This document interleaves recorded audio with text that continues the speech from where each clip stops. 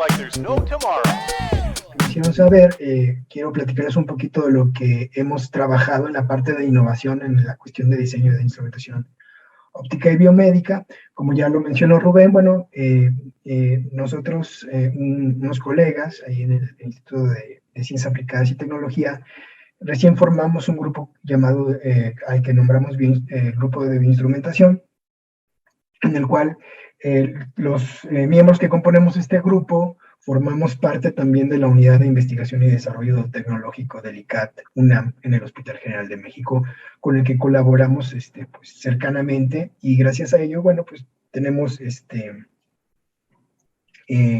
tenemos la fortuna de contar con varios colegas dentro del mismo hospital y tenemos la posibilidad de apoyar a resolver pues, problemas prácticos, clínicos en dicho hospital, ¿no? Nada más quisiera mostrarles un poquito. Estos son los miembros actuales del grupo de instrumentación. Somos 3 académicos, mi colega Miguel Padilla, mi colega Salvador Pérez, y bueno, una serie de estudiantes. De hecho, aquí ya nos faltan algunos, no está completamente actualizada, pero bueno, tenemos varios estudiantes de maestría, ahorita tenemos uno de licenciatura y varios de doctorado, incluso hay Alejandro Gutiérrez está haciendo una estancia postdoctoral ahí en el grupo. Entonces, pues bueno, parte del trabajo que les voy a mostrar es realizado en grupo, en equipo. Es un equipo multidisciplinario, eso es una gran ventaja, ya que actualmente resolver problemas requiere no solamente de conocimiento de una sola disciplina, sino de varias, incluso en la cuestión de salud, pues propiamente de especialistas en cada una de las áreas, ¿no?, que queremos atacar o resolver alguna necesidad. Entonces, nada más brevemente, este es el contenido de la charla. Les voy a hablar, voy a dar una pequeña introducción para ponernos todos más o menos en sintonía. Voy a hablarles un poquito, muy brevemente, de lo que es espectroscopía óptica, para aquellos que no conocen o tienen dudas de qué es espectroscopía óptica. Y posteriormente me abocaré a dar ejemplos prácticos de innovación en la parte de instrumentación óptica biomédica. Hablaré un poco de cierre de heridas, les hablaré también del modelado del fenómeno de fluorescencia que utilizamos pues para estudiar el fenómeno, o queremos proponer un modelo para estudiar el fenómeno de cierre de heridas, o cualquier otro, ¿cómo se llama?, estudio de herida, de padecimientos crónicos con base en esta técnica óptica. Hablaré un poquito de las cuestiones que hemos observado y que en donde queremos aportar en la cuestión de delimitación de zonas cancerígenas. Propiamente, ahorita nos hemos abocado a la sensibilización de sensores de imagen, como son los CMOS. También les hablaré un poquito de lo que fue lo que hemos estado haciendo respecto al estudio y evaluación de fibrosis en hígado, mediante espectroscopía de fluorescencia o autofluorescencia de UV, que les voy a explicar ahorita. Un poquito también quiero platicarles de lo que hemos venido haciendo en la cuestión de cuantificación de consumo de oxígeno en heridas crónicas y también en tejido encefálico. Y posteriormente, pues me enfocaré a dar un muy breve resumen de la charla, ¿no? Entonces, como introducción, quisiera nada más poner en perspectiva qué es lo que se entiende por ingeniería biomédica, ¿no? Simplemente lo que menciona aquí, ¿no? Es una disciplina que aplica principios de distintas áreas de la ingeniería y conceptos de diseño en las ciencias médicas y biológicas, con el propósito de mejorar e innovar en el tratamiento de los cuidados de la salud. Ahora, ¿qué entendemos o qué se entiende por innovación? Hay distintos conceptos. Yo generé mi propia idea de innovación con base en varias fuentes. Yo lo que se entiende como innovación es un proceso inventivo o creativo que introduce novedad y que puede referirse a modificar elementos, métodos o técnicas ya existentes con el fin de mejorarlas, aportando a una opción para cubrir alguna necesidad, ¿cierto? Entonces, bueno, ahora bien, vamos a hablar de instrumentación biomédica. ¿Cuáles son algunos de estos campos de aplicación? Bueno, pues está la biomecánica, que simplemente se encarga de estudiar propiamente la mecánica del cuerpo, los movimientos, las limitaciones, digamos, hacen un estudio muy completo de algunas patologías. Tenemos ahí en el grupo, el doctor Miguel Padilla se aboca principalmente a este tema. También está la bioinformática, que al final de cuentas es el modelado matemático de tejido, sus propiedades, tanto mecánicas como ópticas pueden ser. Ingeniería de tejido, que al final de cuentas es la generación o regeneración de tejido mediante técnicas de ingeniería. Está la imagenología médica, que al final de cuentas puede ser empleada, por ejemplo, para tanto para ¿cómo se llama? Hacer un programa o para entrenar nuevos médicos, o puede ser utilizada, por ejemplo, como ambientes virtuales para planear una cirugía, por ejemplo. Bueno, están infinidad de otras áreas biomédicas. Particularmente yo me voy a enfocar en la parte de óptica biomédica, en donde puse aquí abajo una breve descripción. Y lo que se considera como instrumentación óptica biomédica es el enfoque del desarrollo de nuevos métodos y dispositivos ópticos novedosos para la monitorización, diagnóstico, terapia e intervención correctiva de los estados fisiológicos y bioquímicos del cuerpo humano. Eso es importante.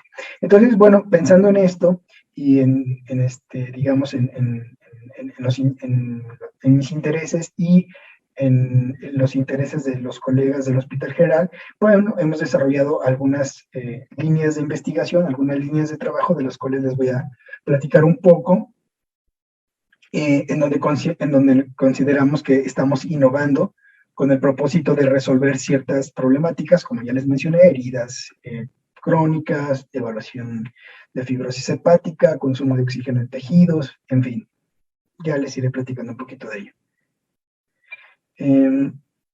Ahora bien, este es pensando en lo que es instrumentación médica, este es un diagrama muy general de lo que es un instrumento biomédico o un instrumento médico. Al final de cuentas, existen varias clasificaciones, pueden ser instrumentos de medición, monitoreo, diagnóstico de cirugía o terapia. Al final de cuentas, todos estos instrumentos actúan sobre un sistema biológico, el cual es medido a través de un transductor y procesada la señal para ser interpretada, ¿no? Y posteriormente desplegar una medición. El ejemplo más sencillo que se les puede ocurrir es un estetoscopio, en donde simplemente ustedes utilizan un instrumento que es el transductor, pues la campanilla, amplifican la señal sonora y posteriormente ustedes escuchan la palpitación del corazón propiamente a través del conducto auditivo, ¿no? Ahora bien, ¿qué pasa? Si nosotros empezamos generamos un instrumento que no solamente nos permita escuchar estas palpitaciones, sino que nos permita guardar en memoria y tener un registro, entonces ya se vuelve un instrumento de monitoreo, como es este ESG portátil, que es muy empleado para gente que tiene ciertos padecimientos y que requieren de ser monitoreados, pero obviamente el médico no puede estar ahí todo el tiempo. Entonces cuando hay un evento, como una arritmia, una fibrilación auricular, entonces utilizan este tipo de dispositivos para para tener memoria y poder llevar un registro.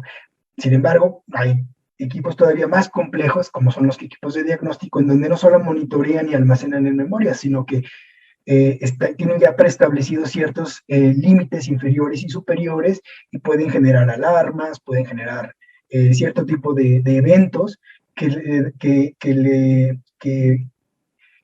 le informan al médico o generan un diagnóstico de algunas señales, como pueden ser frecuencia respiratoria, frecuencia cardíaca, consumo de oxígeno, en fin, una cantidad de signos que son de interés para el especialista cuando tiene al paciente en alguna condición de cuidado, ¿no? De observación. También, bueno, están los sistemas de cirugía que, por ejemplo, en este caso, tienen ya retroalimentación. Al final de cuentas, puede el mismo instrumento o la herramienta quirúrgica actúa sobre el sistema y posteriormente vuelve a ser medido y procesado. Entonces, eso genera un loop. Y por un ejemplo de ellos, por ejemplo, podría ser tanto un bisturí óptico o eléctrico, o podríamos hablar incluso de ¿cómo se llama?, de procedimientos a base de catéteres. Pues hay una serie de técnicas interesantes. En el caso de la terapia, bueno, en cuestión de terapia, el instrumento actúa, en este caso, sobre el mismo sistema, dando un feedback, en este caso, al objeto que está siendo objeto de terapia, y posteriormente es medido, se procesa la señal y es un loop nuevamente. Entonces, por ejemplo, aquí hay terapias, por ejemplo, con ultrasonido, pueden ser infrarrojo para reducir dolores musculares, los cuales también son monitoreados, o pueden tener incluso terapias robóticas, en donde una persona está en rehabilitación a partir de una operación o un accidente, ha perdido cierta movilidad y bueno, a partir de un sistema robótico y un software, le permite a esta persona medir las capacidades y las mejoras conforme va entrenando y mejorando, digamos, fortaleciendo los músculos que fueron atrofiados o cualquier que sea el sistema, ¿no?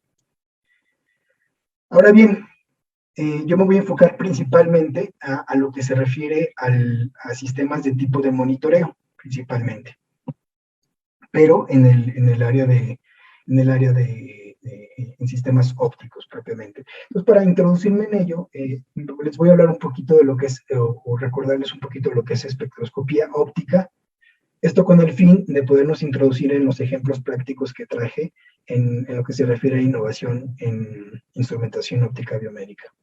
Entonces, bueno, la espectroscopía óptica, entendemos como espectroscopía óptica simplemente al estudio entre la interacción de la energía electromagnética con la materia. Cuando hablo de energía electromagnética, bueno, ustedes conocen que el espectro electromagnético es muy amplio, que va desde muy bajas frecuencias hasta muy altas frecuencias. Hablamos de rayos gamma, ultravioleta, visible, infrarrojo, microondas, en fin, ¿no? Particularmente, cuando hablamos, en particular, yo me voy a enfocar a lo que es el espectro entre el ultravioleta, visible, y el infrarrojo cercano. Ahora bien, todos los elementos en la naturaleza tienen la propiedad de absorber y emitir radiación electromagnética. Esto nos permite, a partir de la interacción de esta energía, poder entender o comprender algunos procesos o propiamente o conocer la concentración de ciertos elementos en algún material o sustancia. Entonces, existen varios tipos de espectroscopía óptica, entre los que se encuentra la espectroscopía de absorción. Su mismo nombre lo dice, espectroscopía de absorción, es decir, analizamos cómo absorbe un material o una sustancia ciertas longitudes de onda, y a partir de esa absorción podemos determinar la composición o cierto tipo de fenómenos que están ocurriendo y que son de interés.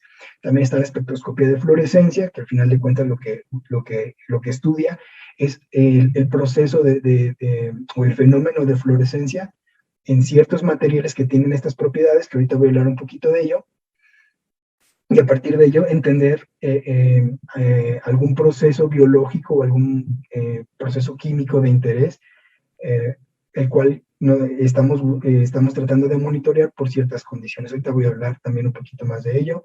Esta espectroscopía Raman, que al final de cuentas lo que estudia son los estados vibracionales de los elementos o de las moléculas que componen el material o la sustancia, y espectroscopía de reflectancia, que al final de cuentas lo que estudia es la interacción entre la energía y la materia, pero la energía que es reflejada, ¿sí?, sobre la superficie, e incluso energía que es que penetra en el material o en el objeto de interés, y posteriormente vuelve a salir al medio y puede ser capturada o registrada por un sensor o por un sensor óptico, ¿no?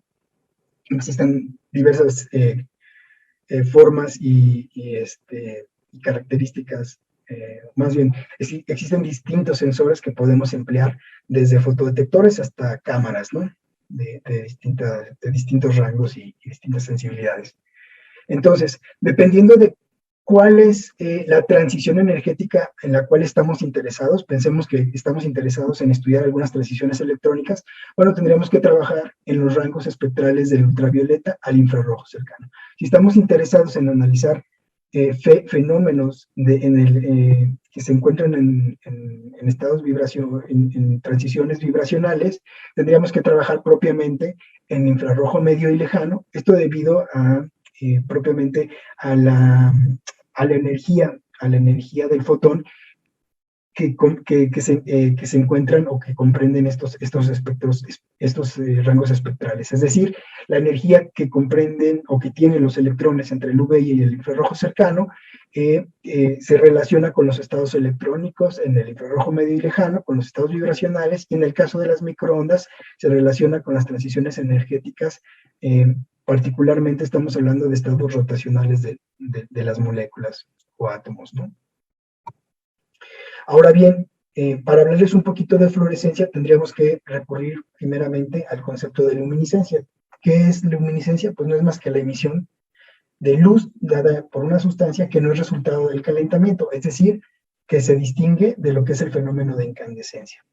Hay varios tipos de luminiscencia. Está la quimioluminiscencia, que su nombre lo dice, es la emisión de luz a partir de una reacción química. La cristoluminiscencia, que es a partir de la cristalización de un material se puede producir luz. La electroluminiscencia, a partir del flujo de corriente, se puede emitir, o estos materiales tienen la capacidad de emitir luz. Mecanoluminiscencia, radioluminiscencia, que al final de cuentas radioluminiscencia es a partir del bombardeo con energía gamma. Se puede producir también en ciertas condiciones y con ciertos elementos se puede producir luz, y la fotoluminiscencia, que es donde nosotros nos vamos a enfocar. La fotoluminiscencia no es más que propiamente la emisión de luz a partir de la absorción de un fotón. Simplemente, para hacer más claro, voy a emplear estos diagramas electrónicos, en donde, bueno, al final de cuentas llega un electrón, un fotón, con cierta energía dado principalmente, bueno, por la constante de Planck, y es proporcional a la frecuencia o inversamente proporcional a la longitud de onda del fotón. Este fotón va a ser absorbido por un electrón que está en estado base. Este va a ser llevado a un estado excitado, un estado energético más alto, y posteriormente parte de esa energía puede ser liberada de manera no radiativa, es decir, no se genera ninguna emisión de fotones, sino puede ser liberada mediante procesos o fenómenos térmicos, pudiera ser. Ese es uno de ellos. Y posteriormente este electrón va a decaer a su estado base, y esta transición representa un nivel energético menor que el nivel de energía que tenía el fotón que incidió. Lo que quiere decir que el fotón que va a ser emitido tiene una menor energía, y esto quiere decir que va a tener una longitud de onda más larga. Es decir, como ejemplo, si yo excito con un fotón de UV, que es más energético, el fotón que va a ser emitido va a tener una energía menor y va a estar posiblemente en longitudes de onda más largas, como puede ser el visible, ¿sí? Ahora, dentro de los fenómenos de fotoluminiscencia existen dos fenómenos, que es el fenómeno de fluorescencia y el fenómeno de fosforescencia. ¿Cuál es la diferencia entre ellos? La única diferencia, el proceso es exactamente el mismo, la diferencia es el tiempo de vida del fotón. Quiere decir esto, el tiempo en que el electrón que pasa de estado base a un estado excitado, cuánto tiempo le lleva a ese electrón regresar a su estado base original, ¿sí? Es decir, las transiciones entre estados energéticos singlets son muy rápidas, son del orden de un nanosegundo. Estas transiciones, energéticas, resultan en un fenómeno de fluorescencia. Sin embargo, si este electrón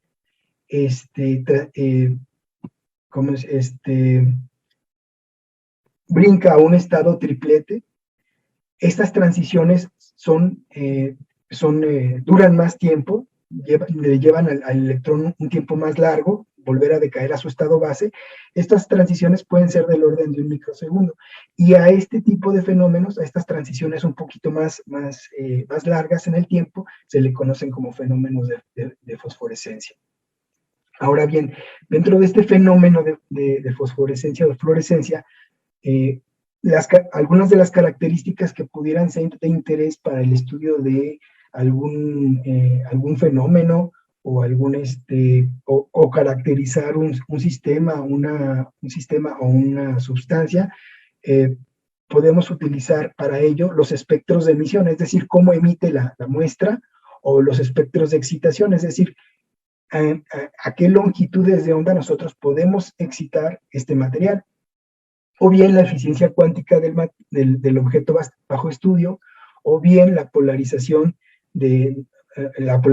o anisotropía de la emisión, y también lo que se conoce como los tiempos de vida del estado excitado, lo mismo que les decía hace un momento, ¿no?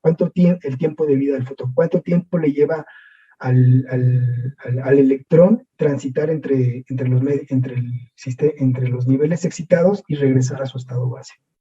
Todo esto da información nos da información de las características del medio el cual estamos estudiando y analizando.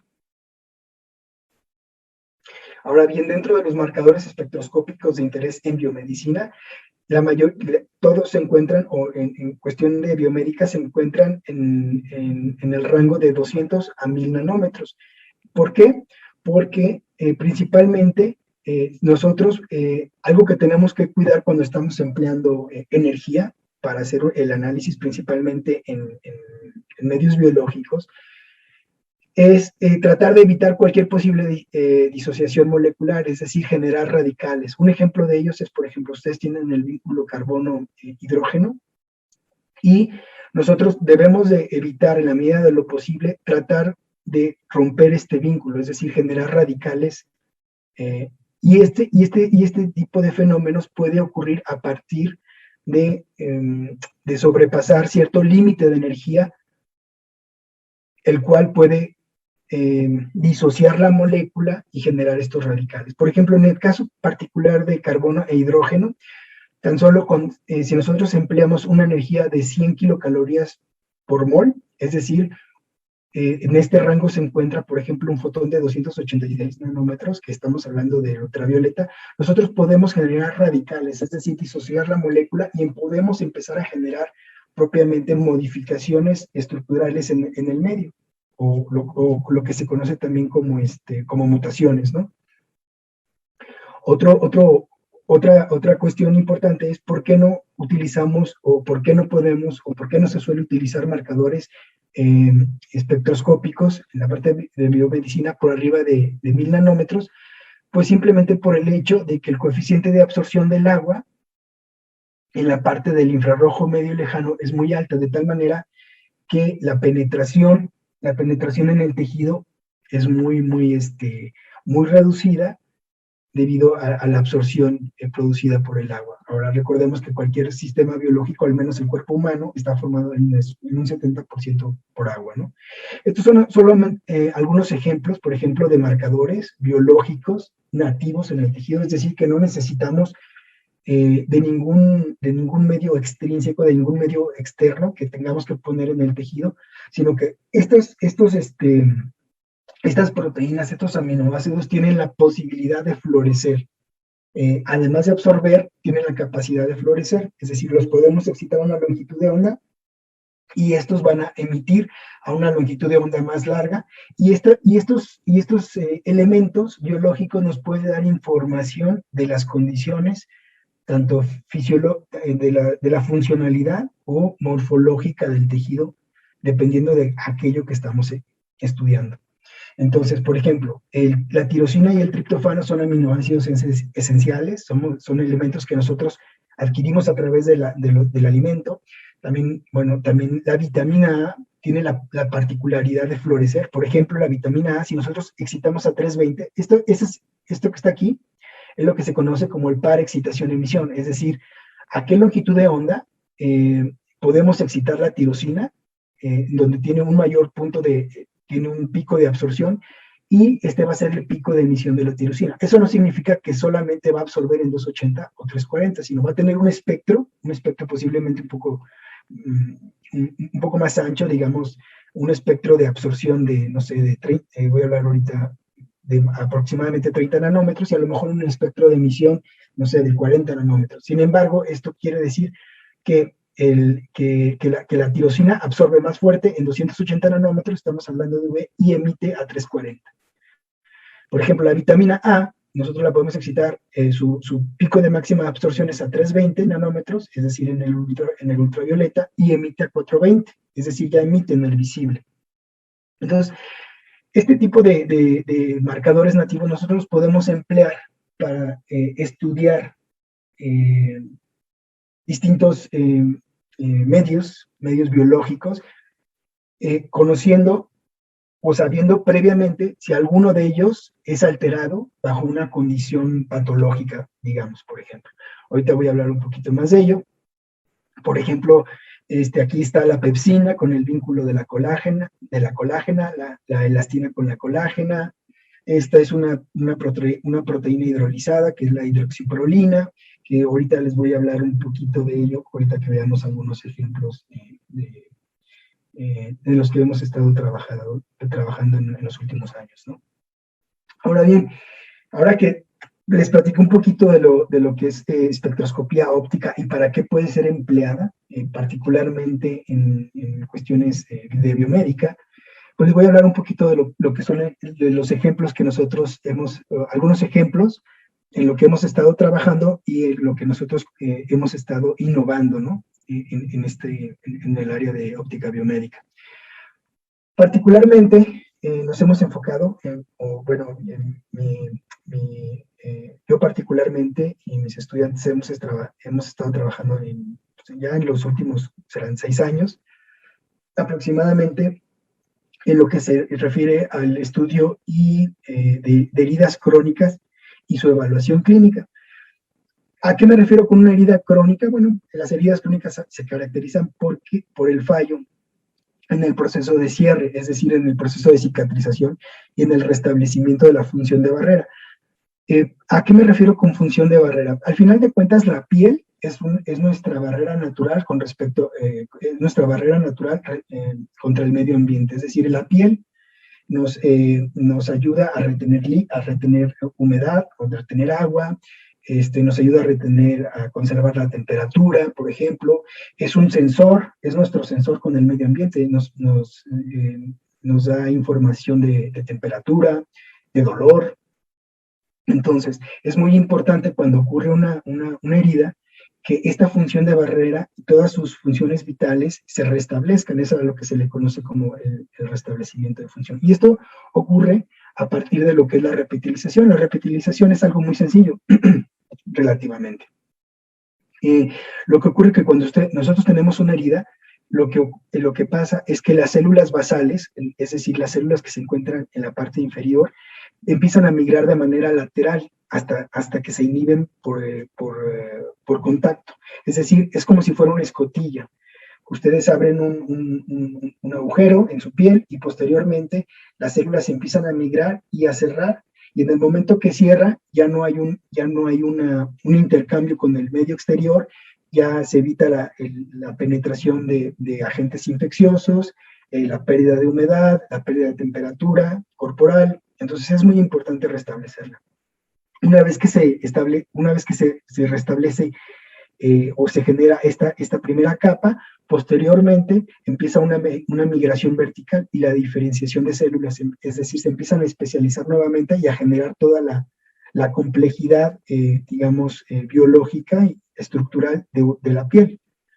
Eso es importante. Ahora bien, por ejemplo, actualmente las técnicas para valorar heridas crónicas en clínica son bastante rudimentarias. Particularmente se emplean los sentidos, es decir, la observación, incluso es decir, observan la coloración de las heridas, y en muchas ocasiones el médico se basa también no solamente en la visión, sino en el sentido del olfato.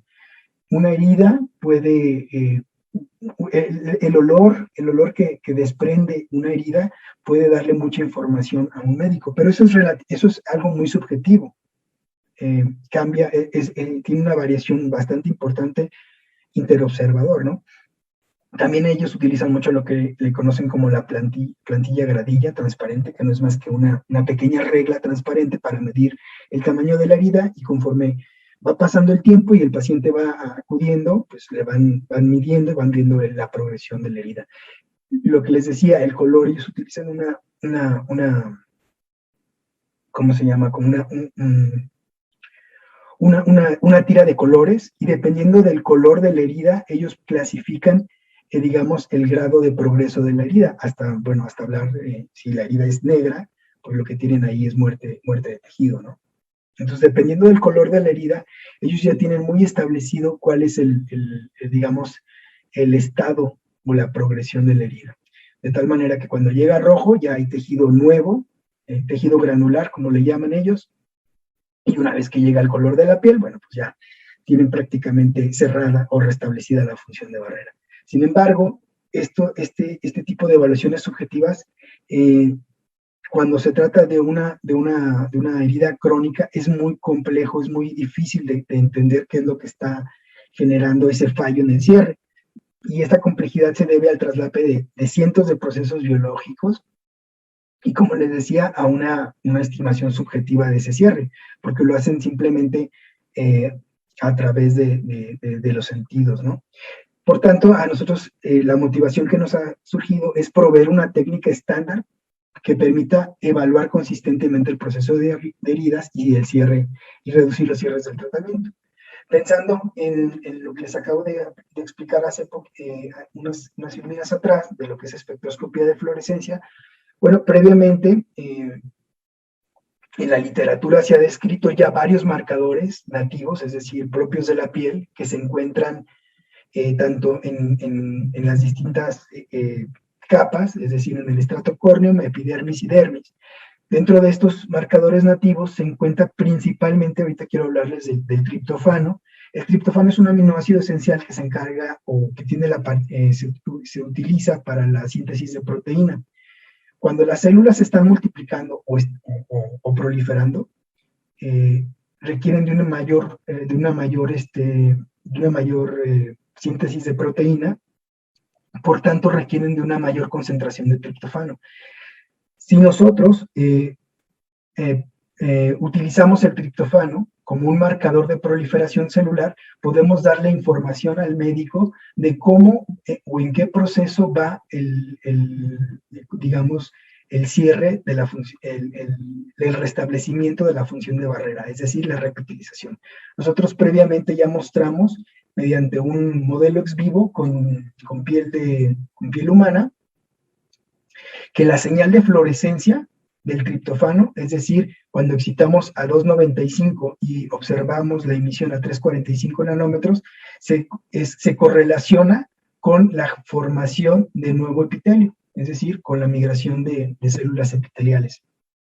Esto ya lo demostramos ya hace algún tiempo, se publicó en el 2016. Posteriormente, pues en el Hospital General, esto obviamente es un modelo ex vivo, es un modelo relativamente simple, porque no hay un sistema sanguíneo, no hay irrigación, no hay un proceso inflamatorio, hay varios procesos que están siendo, digamos, simplificados, y eso reduce la complejidad del monitoreo, ¿no? Sin embargo, bueno, en el hospital a nosotros nos interesa poder llevar ¿cómo se llama? Esta técnica, pero a nivel clínico. Entonces, para ello, para poder demostrar y estudiar el proceso de cierre en un modelo in vivo, nos dimos a la tarea de construir un sistema, el cual, además de dar información de fluorescencia por el cierre de la herida, propiamente por la repetilización, el sistema lo que hace es va escaneando. Nos enfrentamos en el Hospital General a que las heridas que llegan, o los pacientes que llegan ya al Hospital General, llegan en un estado ya avanzado, es decir, con heridas ya bastante severas. Estamos hablando de pie diabético, de úlcera venosa. Son heridas que van del orden de 2 a 6 centímetros. Es decir, algunas heridas en piernas dan la vuelta a la pierna. Entonces, nos dimos a la tarea de construir un sistema que pudiera moverse, ir tomando imágenes y posteriormente pegarlas digitalmente, ¿no?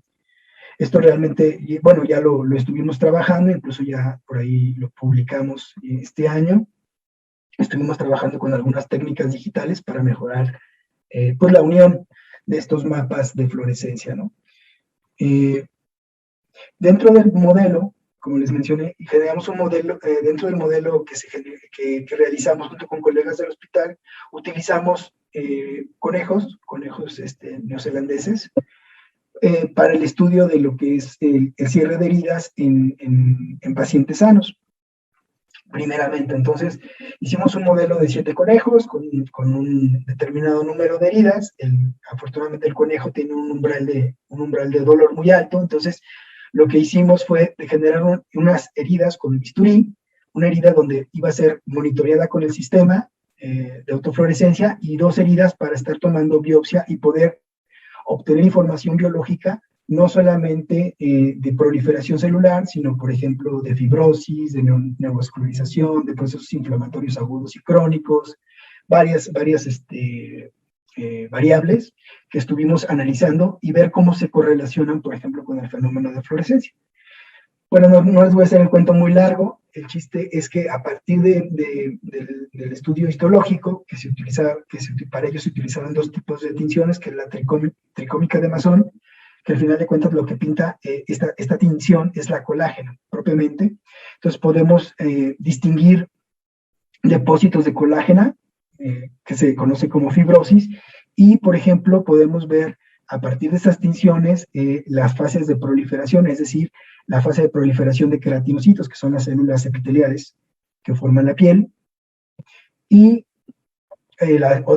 por ejemplo, otra tinción que utilizamos es la tinción de hematocilina eosina, que esto lo que nos permite o que nos da información es de la morfología propiamente de las células, donde también podemos observar la fase de proliferación y algunos otros elementos como vascularización y cosas de ese tipo, ¿no?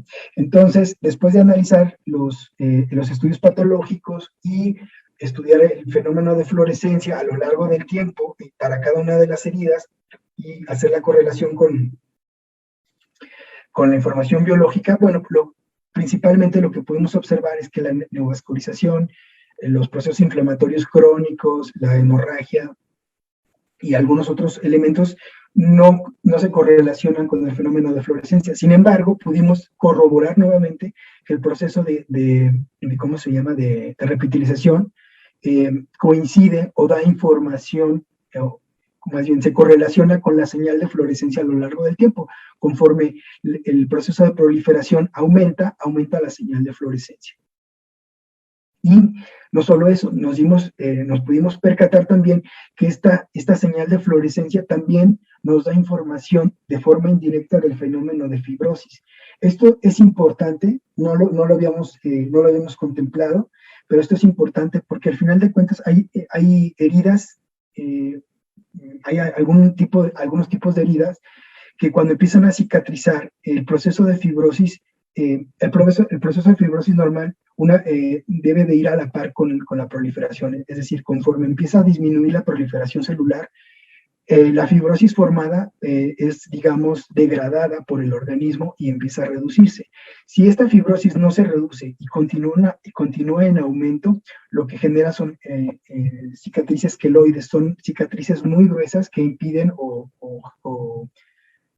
entorpecen el movimiento de algunas partes del cuerpo. Esto se ve mucho en personas quemadas. Entonces, si nosotros podemos utilizar esta tecnología, además de dar información de proliferación, podemos dar información de fibrosis, se puede actuar en tiempo y tratar de reducir con algunos tratamientos ya conocidos el proceso de fibrosis y evitar que la cicatriz llegue a generar algunos problemas de movilidad en algunos pacientes. Entonces, bueno, son algunas de las cosas que hemos estado trabajando. hemos empezado ya a trabajar, tenemos ya planeado trabajar con seres humanos. Desafortunadamente con la pandemia no se ha podido avanzar mucho, pero bueno, tenemos algunos indicios. Esta es una herida en un voluntario, pero esta es una herida muy superficial. Estas son las heridas en los conejos. Y lo que pudimos observar, lo que hicimos fue contrastar el proceso de fluorescencia del proceso cicatrizal del conejo con respecto al humano.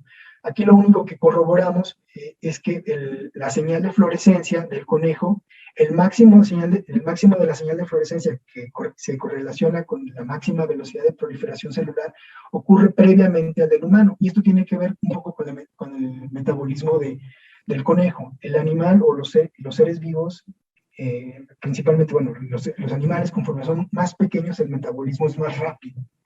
Entonces metabolizan todo más rápido, los procesos de cicatrización más rápido. Entonces, eso es lo que pudimos corroborar en este primer ensayo.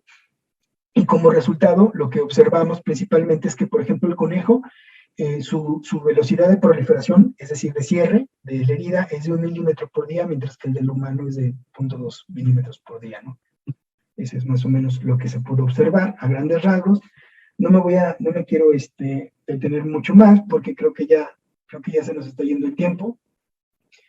Entonces, sin embargo, el fenómeno de fluorescencia todavía no está muy entendido, entonces nos dimos también a la tarea, a su vez, de trabajar. Uno de mis alumnos, Miguel Reyes, trabaja en la propuesta de un modelo analítico para poder entender el fenómeno de fluorescencia e incluso lo que buscamos es tratar de determinar la profundidad a la cual se encuentra aquel fluoróforo o molécula que está floreciendo, y no solamente poder dar información en 2D, sino poder dar información en 3D y poder establecer en qué capa se encuentra aquel biomarcador que estamos buscando.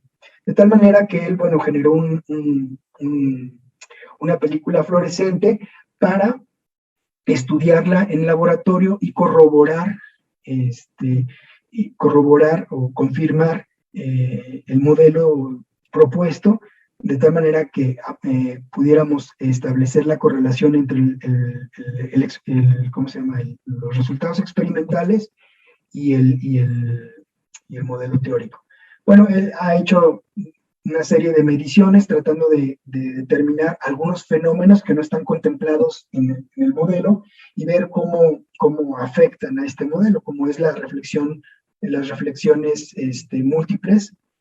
Por ejemplo, en un medio, una vez que nosotros excitamos, parte de la energía va a ser reflejada, parte transmitida, pero también va a haber reflexiones internas en el medio. Este tipo de fenómenos no está contemplado en el modelo que estamos proponiendo, y él ha determinado cómo afecta este fenómeno y cómo afecta al modelo, particularmente cómo afecta a determinar las características ópticas del medio en el cual se está propagando la luz, como es el índice de refracción. El índice de refracción lo único que representa es una razón entre la velocidad de la luz en el vacío y en el medio. ¿Cómo vamos de tiempo? Perdón, creo que ya se acaba el tiempo, ¿verdad? Sí, queda muy poco, si gusta dar un cierre. Sí, entonces nada más, creo que les comento rápidamente, como les comenté, este fenómeno, lo que al final de cuentas lo que nos da es información de multiplicación celular, y si hablamos de multiplicación celular y si hablamos de una patología que se caracteriza principalmente por una multiplicación celular desordenada, pues es el cáncer, ¿no? Entonces, teniendo ya este sistema, nos hemos abocado previamente también ya demostramos que podemos ver, por ejemplo, cáncer en piel, no melanómico, con este sistema, de tal manera que esta señal aquí que ven más luminiscente representa la parte de este corte histológico donde hay cáncer de piel. Entonces, a partir de este sistema podemos también detectar cáncer. Entonces nos dimos a la tarea de tratar de reducir este sistema al grado de poderlo llevar en una cámara intraoral y poder determinar cómo se llama, delimitar el cáncer en boca, el cual tiene una baja incidencia, pero puede ser muy mutilante, ¿no? Desafortunadamente rara vez se detecta a tiempo. Cuando se detecta ya son en fases tardías y generan, pues, al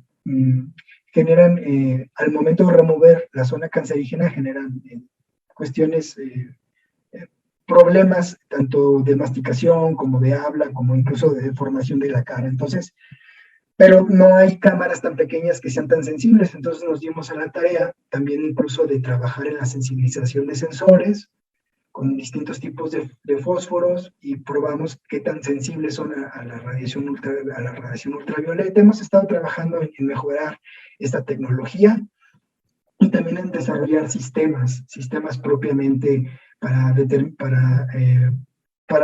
el diseño de fuentes de excitación de manera homogénea en áreas muy extendidas, lo cual siempre es un poquito complicado, ¿no? Principalmente cuando hablamos de fuentes de UV. Entonces, esta misma tecnología se puede utilizar para varias cosas, como la fibrosis también es una cicatrización, pero en tejido de la fibrosis en hígado es una forma de cicatrización. Tiene también sus inconvenientes, parte de sus inconvenientes es cuando está avanzada, llega a cirrosis, ya no hay vuelta atrás, es mortal y es asintomática. Entonces también hemos trabajado con espectroscopía de fluorescencia para determinar o evaluar el grado de avance de la fibrosis en hígado.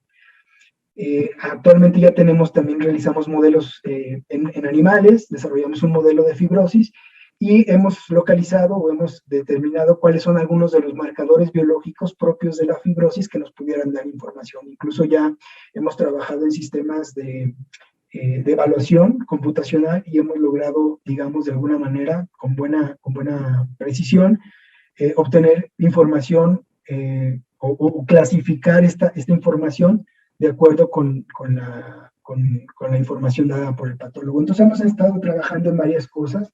Ya les platicaré más bien en otra ocasión de lo que hemos trabajado en consumo de oxígeno. Esto con el fin de dar información no solo de proliferación, sino de oxígeno en heridas, porque obviamente se relaciona en la falta de oxígeno en el tejido con el fallo del cierre, por muchas cuestiones, ¿no?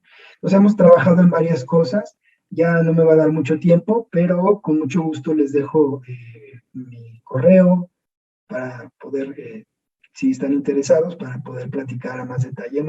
Esta última parte que hicimos, desarrollamos un oxímetro a partir de una cámara infrarroja y lo utilizamos para ¿cómo se dice? Para estudiar el infarto cerebral en un modelo animal y ver cómo se relaciona la disminución de volumen con el oxígeno, con el consumo de oxígeno en tejido cerebral y un nuevo fármaco que desarrollaron en la Universidad de Riverside y ver cómo este nuevo fármaco ayuda no solamente a detener el proceso de muerte, sino a la regeneración y cómo se relaciona esto con el flujo sanguíneo y el oxígeno en el tejido. Bueno, entonces ya por último, ya para cerrar, porque ya se nos fue el tiempo, en resumen, lo que hice fue mostrarles un poquito de los ejemplos que hemos estado trabajando en la cuestión de innovación en el diseño de instrumentación óptica biomédica, particularmente con algunas técnicas de espectroscopía óptica, y bueno, actualmente estamos trabajando en la innovación de lo que es evaluación y diagnóstico, tanto en heridas como en fibrosis en hígado, en delimitaciones de zonas de cáncer y en mediciones de consumo de oxígeno en tejidos. Pues bueno, no me queda más que agradecerles y quedo atento a cualquier pregunta. Y por último, bueno, estos son los colaboradores, tanto externos como internos, estudiantes, apoyos que hemos recibido para el desarrollo de toda esta investigación. Y bueno, esta es una frase que me gusta mucho y que siempre la comento en mis clases y en mis estudiantes. La tecnología que puede ser usada en el cuidado avanzado de la salud existe en otras industrias y están allá afuera para ser adaptadas a la medicina. Muchas gracias.